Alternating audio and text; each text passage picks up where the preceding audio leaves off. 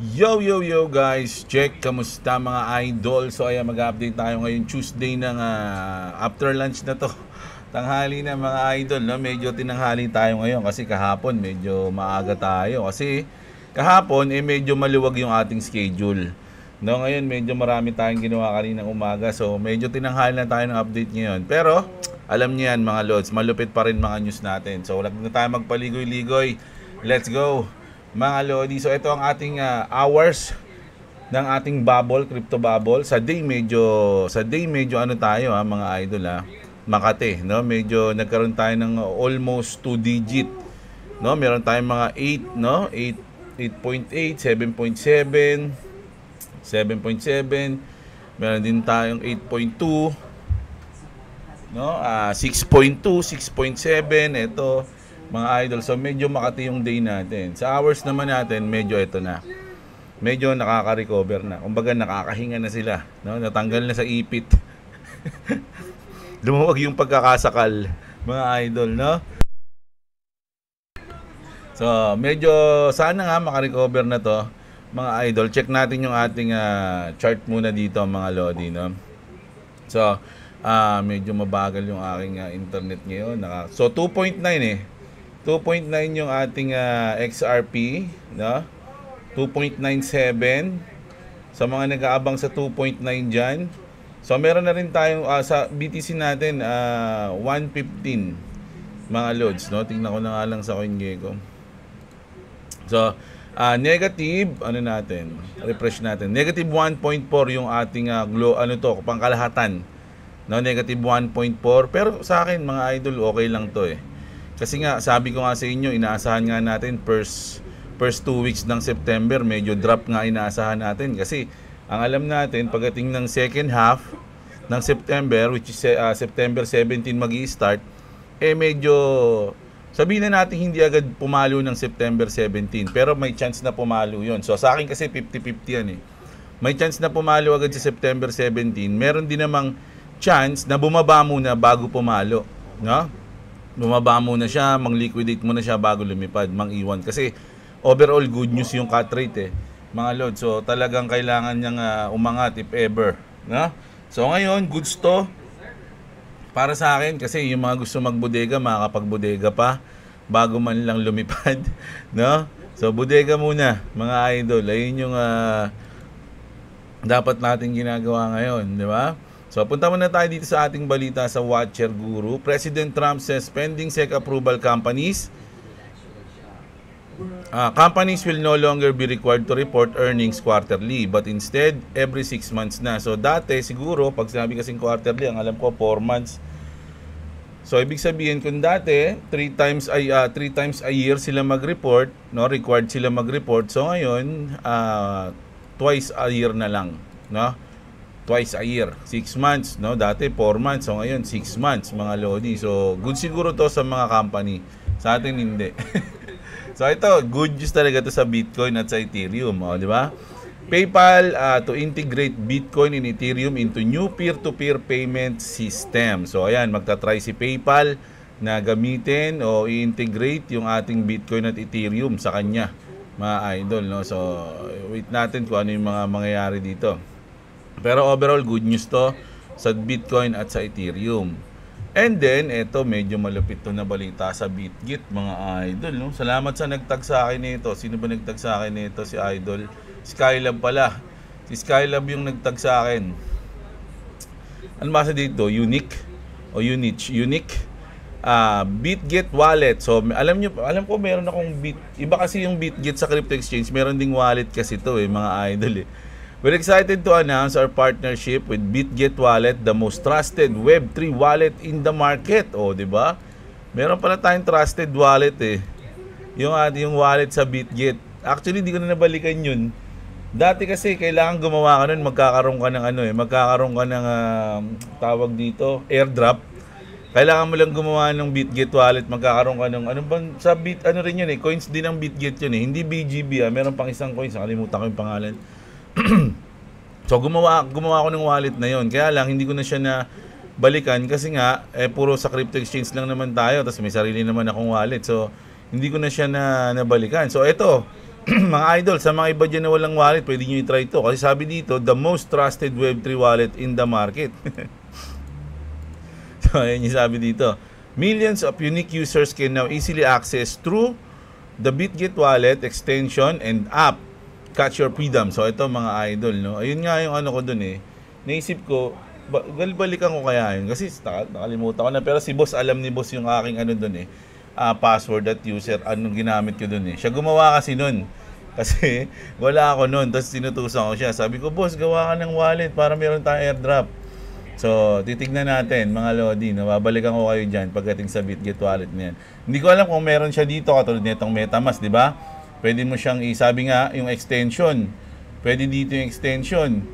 So, ganun din sa Ronin, di ba? Meron ding Ronin extension. So, titignan natin kung meron dito kung pwede. Kaya lang ban yung BitGet eh. So, try natin dito sa ano natin. So, ito mga Lods, ito na lumabas din chart ng XRP. So, nabasag niya na nga mga idol. So, pwede nga itong dumiretso pa bago, siguro, after o bago. Bago o after mag-rate cut, pwede pa siyang bumaba dyan bago siya lumipad, mga idol. Yun ang, wag yung aalisin yun sa inyong pag-iisip Kasi mamaya isipin nyo, nag-rate cut na, lipad na. Hindi automatic yun, mga idol. May mga chance na mangyayari na manliliquidate muna yung market bago lumipad yun. Kasi, inaasahan ng mga tao. Tulad niyan, ang daming umaasa na magpapump talaga si market pag nag-cut ng rate. So, lahat yan maglulong eh. Parang ganun, yun. Maraming maglulong. Uy, bago maglong na tayo. So, kunyari dito, ito. Kunyari ngayon, ano ngayon? 16. So, bukas, 17. Kasi bukas ng gabi to eh. Parang madaling araw kasi to mga idol eh. Kumbaga, Webes ng madaling araw. So, Miyerkules ng gabi, kailangan ready ka na. So, halimbawa ngayon pa lang, mga idol, nag-position ka na dito kasi nisip mo, hindi, baka magano yan, lumipad na yan, paunti-unti nang umangat yan. So, in-expect mo, gaganto siya bago mag-17. Di ba? So, ngayon, dito nakaposisyon ka na. So, pwede nga mangyari yun. Pero, pwede rin naman na mag-drop siya bago mag-17. So, nasa iyo yan kung saan ka mag-aabang, saan ka puposition. Ngayon, kung mainiping ka, pwede ka mag-position dito, tas malayo yung liquidation mo, pwedeng dito sa baba. So, ayun yung aabutin ni market maker kapag naging positive yun. Pwedeng habang gumagawin yan, nag-cut ng rate 50 basis points, pwedeng gumanon yan, no? Tapos ganun. Mga idol, ilan ang maliliquidate dyan? Tanggalin yung mga nandito, yung mga nandito. Ang daming durog dyan, mga idol. So, easy lang kayo, Yung mga boss nga na, mga idol nga natin na mga trader, ina-advise nila na, kapag may mga ganyang event, FOMC, CPI, wag na kayo mag-trade. Abangan nyo na lang yung result at doon kayo mag-trade pagkatapos. Kasi sobrang volatile niya. Kahit na mag-long ka, mag-short ka, pwede kang kainin yan. Ganun yung sinasabi nila. So, pwedeng abangan na lang natin, pero kung ikaw, risky ka, isa kang wala lang sa'yo yung pera, bali wala sa'yo. Bali wala sa'yo matalo. Pwede kang sumugal dyan. Sugal na yon mga Lodi, no? Sugal na yon, hindi na yun tama. Hindi na yung tamang trading, kumbaga. Although yung futures trading sinasabi nga na parang sugal, pero iba kasi kapag meron kang sinusundan na strategy, no? Syempre may mga chart yan, may mga TATA dyan. So, hindi siya ganun sugal. Kumbaga, hindi siya 50-50. 'Di ba? Kung magaling ka na mag-trade, pwedeng tumaas yung odds na manalo ka, depende sa iyo 'yon, mga idol, no. So ayan. Grabe yan. Abangan natin 'yan, mga idol, no. Saan tayo? Tapos, ayun nga, sa BitGet wallet, i-check ko talaga yan. Salamat sa kay Skylab. So, speaking of wallet, mga idol, MetaMask, pakita lang natin kanina. Stablecoin, no, yung MUSD is live na. May stablecoin na dahil sa Genius Act, mga idol. Parang ang nangyari diyan kahit sino o kung gusto niyo gumawa ng USD ng stablecoin, bahala kayo, pero ang tagal kasi ng Clarity, mga idol, yung Clarity Act natin Pero ayan, kumbaga parang binibigyan ka ng karapatan o gumawa ka ng sarili mong stablecoin. Nasa inyo kung paano mo diskarte gagawin dyan. So, alam niyo yung MetaMask, matagal na to, mga lods, no? Wala pa. Kumbaga, ito nga yung unang-una kong ginamit. Unang-unang wallet ko to. Kumbaga online wallet, ito ang unang-una ko lalo na nung panahon ng Axie. Napakahirap bumili yun ng Axie. Ano ba, talagang step by step pa yun. Pagpapanoorin ko yung video ni Boss Kuko, yung video nun talagang step by step ko sinusunod mga lodi, dahil napakahirap bumili dati, wala pang Ronin wallet nun. So grabe yun mga idol. So ngayon talagang nag-i-improve na lahat, dumadali na, lalas yung MetaMask nag-i-evolve pa. Ngayon meron na siyang stable coin. So goods na goods to mga idol, no? Yan, no? MetaMask USD, yung MUSD is now live. The best way in and out of crypto is here. So ibig sabihin, pag nandito ka sa MetaMask mga idol, kunyari may mga asset ka dito, siguro pwede mo siyang i-swap ng USD. Kunyari, nakita mong mababa yung SHIB, bumili ka ng SHIB ngayon, lumipad ngayon yung SHIB, nararamdaman mo bababa siya, di ba? Bababa si SHIB. Alam nga namang iwan mo siya doon. So, mas maganda na ilagay mo na siya stablecoin, tapos bumili ka ulit after niyang bumaba. So, ngayon, dahil nga may USD na o may stablecoin na si MetaMask, madali na sa iyo yun. Swap-swap ka na lang. Baga, buy low, sell high ka na lang. Ganyan-ganyan ka lang. So, maganda to mga idol, no? Nandito ka lang sa MetaMask. Di ka na umaalis. Di ba? Oh. So, ngayon, ito naman. Senate confirms Trump picks Stephen Miran as the new Fed governor. So, pinalitan niya na yung Fed ng governor, yung natanggal o yung nag-resign. No? So, si Miran can now also vote for a lower interest rate. Kasi sa Fed mga lodi, hindi lang naman yung SEC na yung nasusunod dyan eh. Yung pinaka-chairman, hindi lang naman siya. So, maraming ano yan. Kumbaga, yung pinaka-committee nila, nagbobotohan yan. No, kung magkakat ng rate o hindi. Ano ba masabi nyo? Ganito, hindi lang si Jerome Powell yung nagdi-decide.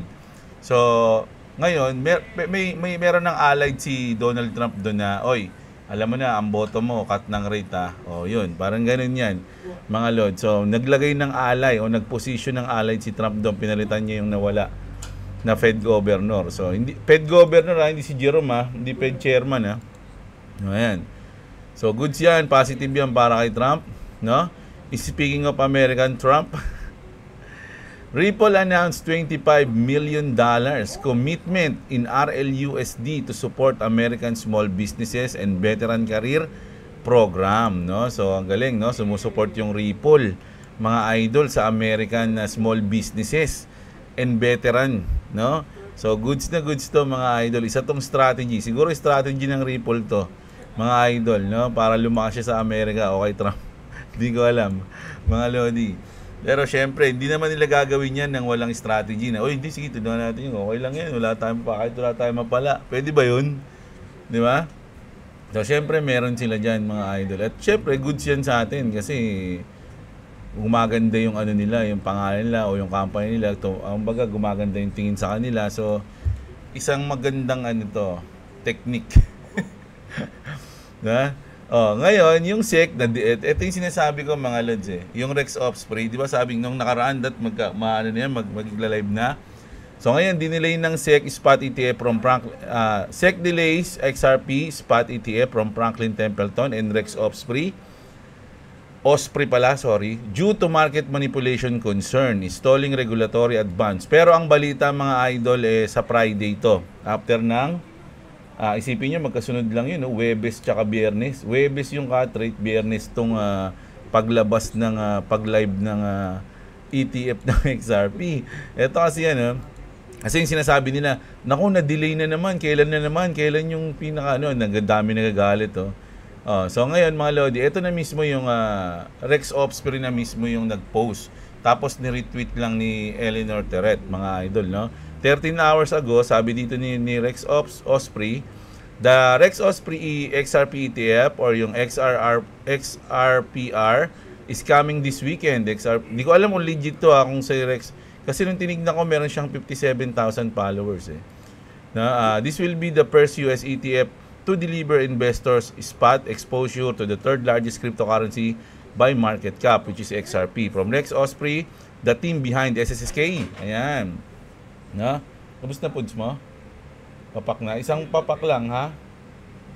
Ayan. Tapos, mga idol, ito yung ni Eleanor Terret. So, ito naman, legit naman to si Eleanor Terret. Hindi niya naman re-retweet to kung ano. So sabi niya rito, the Rex Ops Osprey XRPR ETF launches this week. To my understanding, it's a spot product in a 40-act wrapper, no, that holds real XRP plus cash. No, talagang nag-invest yung Rex Osprey diyan, mga lodi, no. Treasuries and some derivatives. Basically, a spot ETF with extras and is more regulated than traditional spot products. No? Kapag spot, mga idol, is napakasolid niyan. Maapektuhan talaga niyan yung mismo XRP. Hindi katulad ng inaprobahan yung ETF pero future. So pag future, wala, parang hindi ka naman bumibili ng ng token nun. Mga idol, sabi nga, binibili mo rin yung future ng token, hindi mismo yung token. So sa spot, sobrang solid nito. Nasasabi pa, is more regulated than traditional spot product. O, di ba? So, matindi, mga idol, no? O, ito pa, mga idol, matindi rin to. Nawala na ng 90% sparkling Dragon Ball Z. Coinbase XRP holdings plummet 90% sparking speculation about institutional movement and impact on XRP liquidity. So, yung Coinbase, mga lodi, nung nakaraan, sinabi na natin to, di ba? Na-news na natin na parang nagbebenta o nag-hold o nagtatago sila ng mga XRP. Hindi ko alam kung anong tama sa tatlo na yun. So sa ngayon 90% na, no? Bumaba yung hold ng Coinbase. Bakit kaya, mga unlodi, no? Yung iba kasi sinasabi tinatago na yung XRP, yung iba naman talagang tinatransfer na sa mga wallet na distribute nila kung kani-kanino.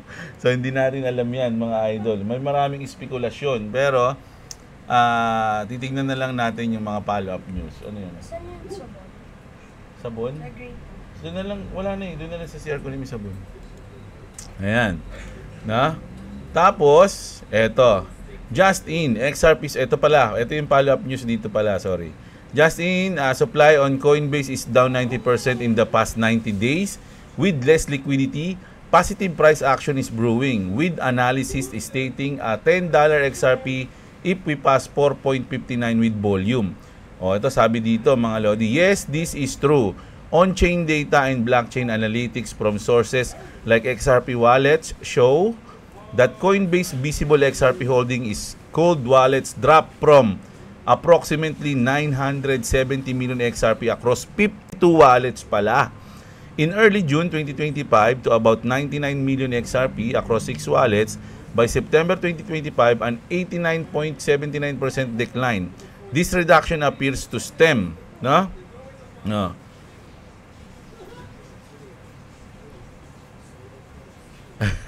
Wala raw nang tiwala pa. The big boys are taking their position. This just means that we are extremely close to take off. Oh, just hold, mga idol, oh. Grabe to, mga lodi, no? Sabi dito, XRP supply on Coinbase is tanking. And that's a bullish signal for our meme army. Time to charge towards the $10 target.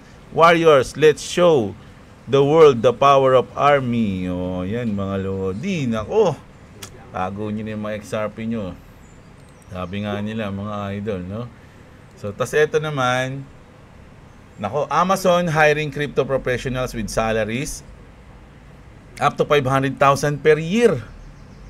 Sarap. Ilang milyon yan sa atin, mga lodi. Big Tech is moving deeper into crypto, and with banks preparing to adopt digital payments, assets like XRP are perfectly positioned to power this new era. So, ayun na nga, mga lodi. Ultimo yung Amazon, yung Apple, di ba? May mga news na tayo dyan na talagang ina-adapt na nila talaga yung crypto, no? Kailangan, so, sabi nga nito, crypto professional na yung kailangan niya para talagang hindi sila mahuli. Siyempre, malaking company ang Amazon. Alam nga naman, maging babies lang sila pagdating sa new era ng payments, 'di ba? So kailangan magaling din yung i-hire niya. So ibig sabihin, talagang magbabago na tayo, mga idol. Mapupunta na tayo sa digital era. So siyempre, alam niyo na, pag mga ganyan, mabilis, scalable at mura, siyempre, ayun yung mga mapupunta sa gitna niyan, yung mga talaga magiging bida ngayong era na to. So kayong bahala dyan, mga idol, ha. Tokyo gaming giant Gumi's 371% profit surge despite gaming revenue crash. No? Ibig sabihin, kahit nag-crash yung Gumi, may profit pa rin silang 371%. Alam niyo yung secret nila? 17 million planned in XRP. Blockchain is saving the game. Profit pa rin sila mga Lodi kasi nag-invest ata sa 17 million sa XRP. Mga Lods di ba? So kahit nag-crash yung game, panalo pa rin sila kasi umangat si XRP, parang ganun. London Stock Exchange o yung LSE launches blockchain platform for tokenized private funds. Ripple already partner with London Stock Exchange in ISDA, no? Ripple joins Goldman Sachs and London Stock Exchange in ISDA to influence global derivative market. So ito kasi mga idol, global na talaga to mga Lodi, no? So napakalaking mga partnership nito pagdating sa Ripple mga idol. So parang lang ganoon lang yung sinasabi niya. Tapos ito yung pinakamatinding news natin. Pakinggan nyo dito mismo mga idol sa CNBC na to Sabi dito ni King Balex, is clearly the next generation for crypto obviously. Ripple going after SWIFT. Now people see the flaws in all the other garbage cryptos out there. Naku. Dito na banda yun solutions since then. Well, Solana could do, I think, 9 billion transactions a day, which is more than all capital markets combined. So it's not obviously need the next thing past Solana.